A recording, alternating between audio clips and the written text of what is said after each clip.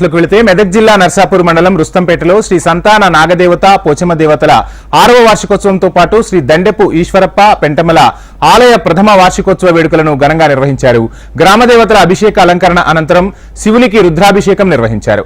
నవగ్రహ గణపతి హోమము, పూర్ణాహుతి కార్యక్రమాల్లో భక్తులు అధిక సంఖ్యలో పాల్గొన్నారు. ఈ వేడుకల్లో డాక్టర్ దండెపు బసవానందం, జయంతి దంపతులు, దండెపు సిద్దిరాములు, ఉమారాణి దంపతులు పాల్గొన్నారు. భర్దీపూర్ కు చెందిన శ్రీ గిరి మహారాజ్ స్వామి, రుస్తంపేట రాజయోగి వెంకటస్వామి పాల్గొని భక్తులకు సందేశం ఇచ్చారు.